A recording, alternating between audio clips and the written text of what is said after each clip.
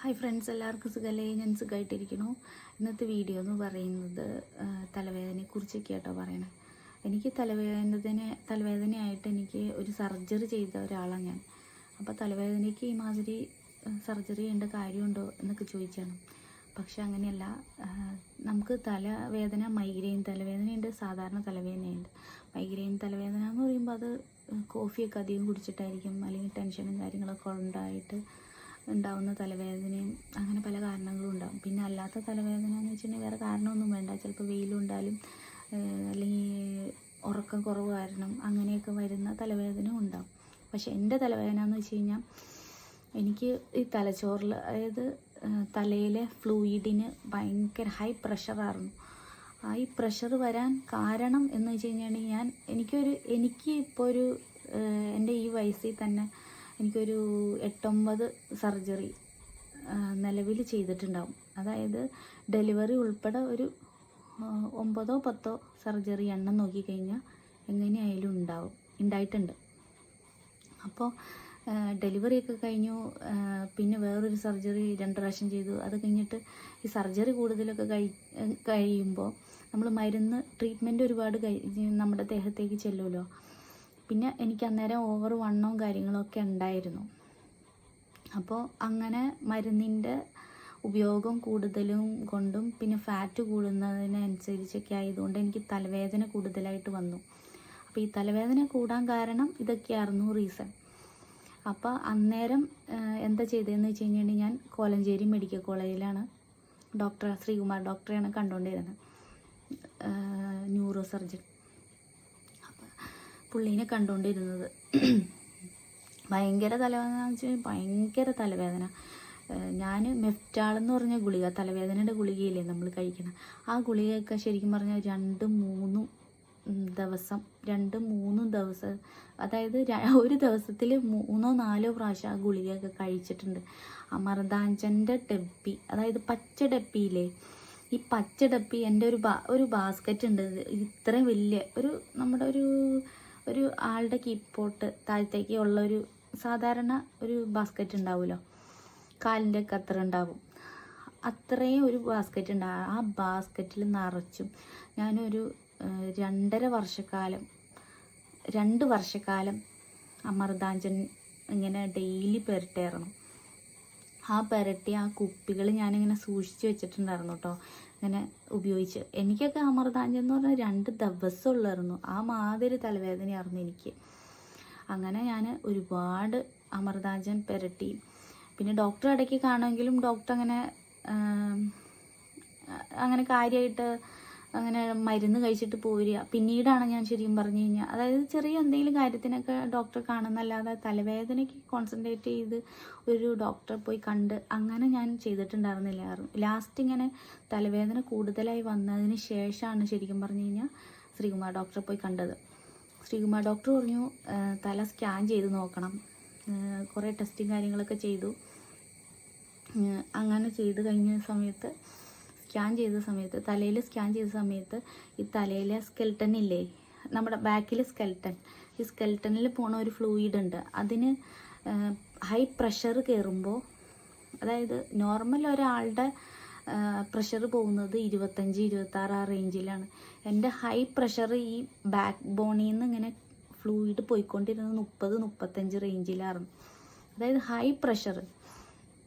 അങ്ങനെ എനിക്ക് പ്രഷർ കൂടുതലായി വന്നു.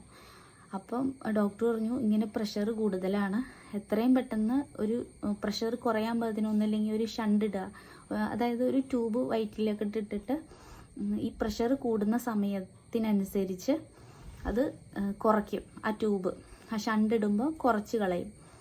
അങ്ങനെ ഇപ്പോഴും ഇട്ടിട്ടുണ്ട് കേട്ടോ. സത്യം പറഞ്ഞു കഴിഞ്ഞാൽ എനിക്കതുകൊണ്ട് അമിതമായിട്ട് ദേഷ്യം വരും, പെട്ടെന്ന് കൺട്രോൾ ചെയ്യാൻ പറ്റില്ല ഇപ്പോഴാണെങ്കിൽ പോലും. അതുപോലെ തന്നെ കരച്ചിൽ വന്നാലും ഭയങ്കര ബുദ്ധിമുട്ടാണ്, ഭയങ്കരമായിട്ട് കരയും. പിന്നെ പക്ഷെ കരയണേക്കാളൊക്കെ കൂടുതൽ ദേഷ്യം എനിക്ക് കൺട്രോൾ ചെയ്യാൻ പറ്റില്ല, അതൊന്ന്.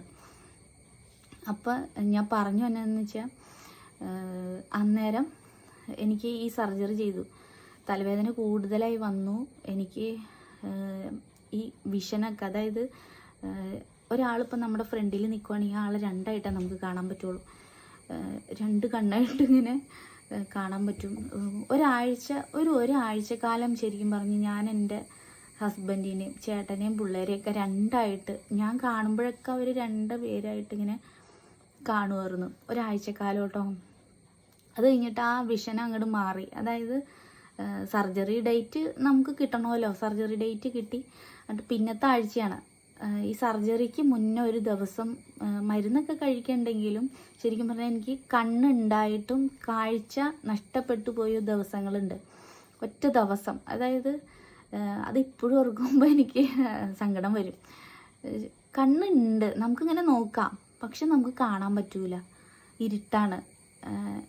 രണ്ട് വിഷനുള്ളത്. അതായത് ഒരാളെ നമ്മൾ രണ്ടായിട്ട് കാണുന്നത് കഴിഞ്ഞ് കഴിയുമ്പോൾ നമുക്ക് കണ്ണ് കൊണ്ട് ഇങ്ങനെ ആളെ അതായത് നമ്മുടെ ഫ്രണ്ടിൽ കണ്ണ് നമ്മൾ തുറന്ന് പിടിച്ച് കാണുന്നല്ലാതെ നമുക്ക് കാണാൻ പറ്റില്ല. ആളാരാ വർത്താനം പറയുന്നല്ലാതെ നമുക്ക് കാണാൻ പറ്റില്ല. അങ്ങനെ ഒരു ദിവസം ഞാൻ അനുഭവിച്ചിട്ടുണ്ട്. കണ്ണിന് കാഴ്ച നഷ്ടപ്പെട്ടിട്ട് ശരിക്കും പറഞ്ഞു. പിറ്റേ ദിവസം എനിക്ക് സർജറി കഴിഞ്ഞ് ഷണ്ടൊക്കെ ഇട്ടു. അതായത് ബാക്ക് ബോണ്, ഈ ബാക്ക് വശത്തെ ഫ്ലൂയിഡാണ് ഈ ഹൈ പ്രഷറിൽ കയറിപ്പോണത് തലയിലേക്ക്. അപ്പോഴാണ് നമുക്ക് തലവേദന വരുന്നത്.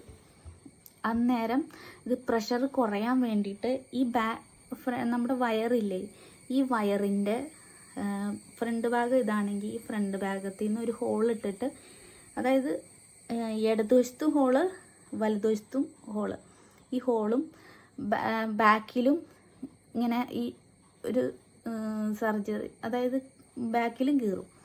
അങ്ങനെ വലിയ ഓപ്പൺ സർജറി അല്ല ചെയ്യണേ, പക്ഷെ ചെറിയ അവിടെ ഇവിടെയൊക്കെ ഹോൾ ഇട്ടിട്ട് ആ ട്യൂബ് അതിൻ്റെ ഉള്ളിലേക്ക് കയറ്റി പ്രഷർ വരുന്ന സമയത്ത് നമ്മളത് കുറയ്ക്കാൻ വേണ്ടിയിട്ട്, പ്രഷർ കുറയ്ക്കാൻ വേണ്ടിയിട്ട് അതൊരു ട്യൂബ് ആക്കി അത് നമ്മുടെ വയറ്റിൽ ഫിക്സഡ് ആക്കി വെക്കും. അങ്ങനെയാണ് ഈ ഷണ്ട് ഇടുക എന്ന് പറയണത്. അപ്പോൾ അത് ഇട്ടിട്ടുണ്ട് സത്യം പറഞ്ഞു കഴിഞ്ഞാൽ എനിക്ക്.